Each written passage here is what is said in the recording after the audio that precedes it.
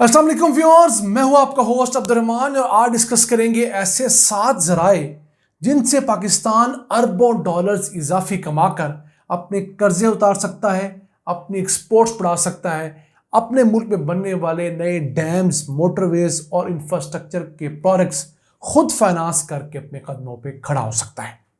और ये 7 पॉइंट्स दिए हैं साबिक deputy governor state bank of Pakistan Murtaza Syed ने अपने एक अखबारी कॉलम के जरिए, जिसके मुताबिक सबसे अहम काम है ओवरसीज पाकिस्तानियों को टैप करना और उनसे पाकिस्तान में इन्वेस्टमेंट करवाना।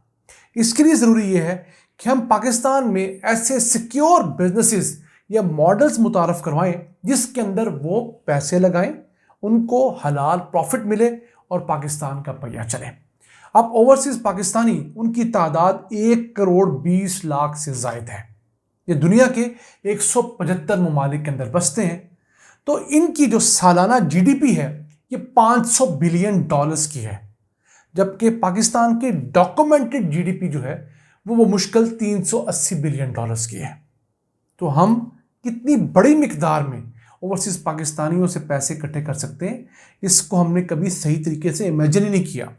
500 बिलियन डॉलर्स में से सिर्फ 5 बिलियन डॉलर्स हम इन्वेस्टमेंट के पर्पस के लिए पाकिस्तान ले आए तो ये रकम पाकिस्तान में पूरी दुनिया से होने वाली बैरूनी सरमायाकारी से 3 गुना ज़्यादा होगी।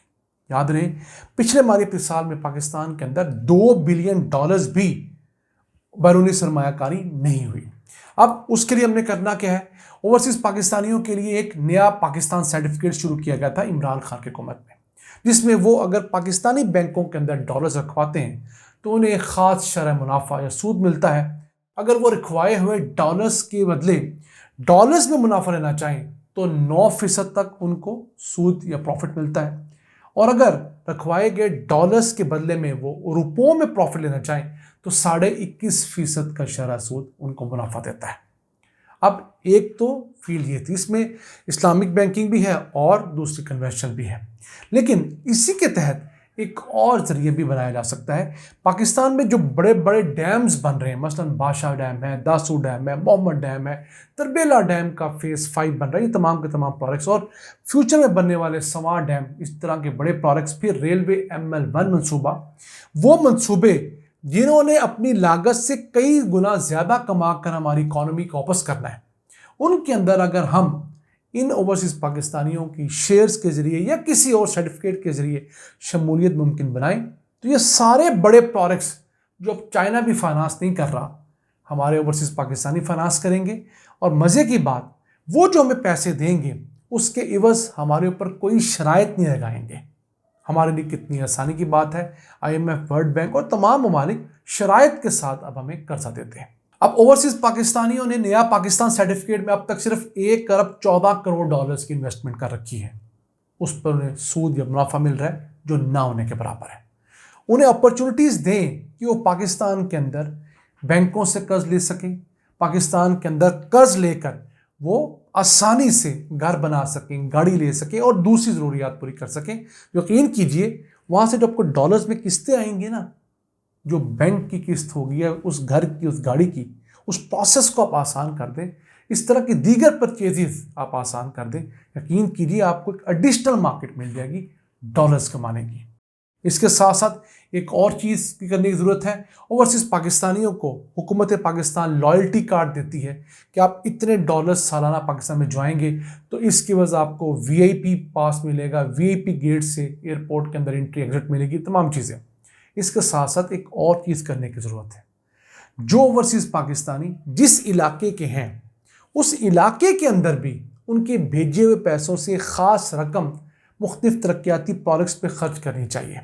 मसलन उस इलाके के अंदर जो अस्पताल है वो रिवैम्प किया जाना चाहिए और उस पर लिखा जाना चाहिए कि ये अस्पताल आपके ओवरसीज पाकिस्तानी भाइयों जो इस तहसील के रहने वाले हैं उनके भेजे हुए पैसों में से चंद पैसे खर्च करके बेहतर बनाया गया।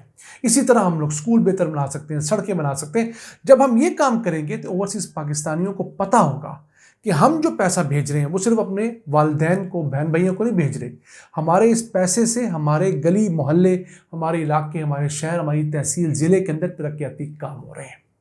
फिर एक और अहम काम, ओवरसीज पाकिस्तानियों के तनाज़ात को हल करने के लिए हर सतह पर अदालतें होनी चाहिए। सिविल कोर्ट से लेकर सुप्रीम कोर्ट तक का बेंच होना चाहिए और ये इलेक्ट्रॉनिक अदालतें हों, जिसमें ओवरसीज पाकिस्तानी दुनिया के किसी भी मुल्क में रहते हुए स्काइप के जरिए ऑनलाइन उस प्रोसीडिंग का हिस्सा बन सकें, उन्हें वहाँ से रिलीफ मिले और ये बहुत तेज़ी से मुकदमात के फैसले करें। इसके बाद पाकिस्तान अपने तौर पे क्या कर सकता है, वो है अपने आईटी ग्रेजुएट्स जो हैं उनको एक्सपर्टीज दें।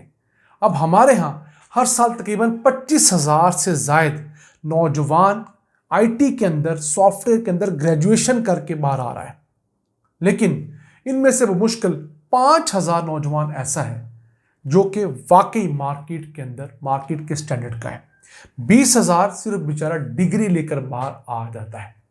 अब उन 20,000 की तादाद अब बढ़ते बढ़ते मजमूई तौर पर लाखों में हो गई है। हमारी फैमिली में चंद नौजवान ऐसे जिन्होंने बीसीएस कर लिया, लेकिन अब उनको फील्ड का काम कोई नहीं आता कंप्यूटर का। मैं उनको परसू कर रहा हूँ कि जनाब आप कहीं से सीखो और फील्ड में आओ, क्यों धक्के खा रहे हो। तो इन तमाम नौजवानों के लिए ऐसे कोर्सेज डिज़ाइन करने चाहिए 3 महीने के, 6 महीने के, जहाँ पर उनकी तमाम लैकिंग्स को पूरा किया जाए ताकि उनके पास अपनी कंप्यूटर साइंस का, आईटी का स्किल सेट आए, यानी कि प्रैक्टिकल एक्सपीरियंस आए। और वही नौजवान जो आज 20,000 25,000 रुपये में धक्के खा रहा है, ये इंटरनेट पे बैठकर लाखों रुपए कमा सकता है, बशर्ते हुकूमत उनको एक अनइंटरप्टेड फास्ट इंटरनेट की इजाज़त दे। ऐसा नहीं जो आजकल हुकूमत इंटरनेट स्लो करके हमारे तमाम लोगों के साथ जुल्म कर रही है। फिर एक और चीज़, पाकिस्तान के अंदर ओवरसीज़ पाकिस्तानियों को लाया जाए डोमेस्टिक टूरिज़्म के लिए। पाकिस्तान आने में उन्हें कोई प्रॉब्लम नहीं है, उनका देश है। अब हम अगर ओवरसीज़ पाकिस्तानियों को यहाँ पर इंटरनेशनल स्टैंडर्ड की सहूलियात दें तो वो क्यों नहीं आएंगे। वो यहाँ आएंगे, अपने रिश्तेदारों से मिलेंगे और इसके साथ साथ पाकिस्तान के सारे एरियाज़ के अंदर टूरिज़्म करेंगे और उसके साथ साथ अपने फॉरेनर दोस्त भी लेकर आएंगे। और ये एक ऐसा चेन रिएक्शन बनेगा जो पाकिस्तान को बिलियंस ऑफ डॉलर्स इजाफी देने की सलाहियत रखता है। यानी अगर आपके मुल्क में 2 लाख फॉरेनर्स सालाना आए तो आपको $1 बिलियन की आमदन होती है, क्योंकि एक औसत फॉरेनर इस सारे ट्रिप के अंदर $5,000 तक खर्च कर देता है। तो आप इससे इमेजिन कीजिए कि हमारे 1 करोड़ 20 लाख पाकिस्तानी, और उसमें से 10 लाख भी हर साल को 1-2 साल लाना शुरू कर दें तो यहाँ पर कितनी बड़ी तब्दीली आ सकती है।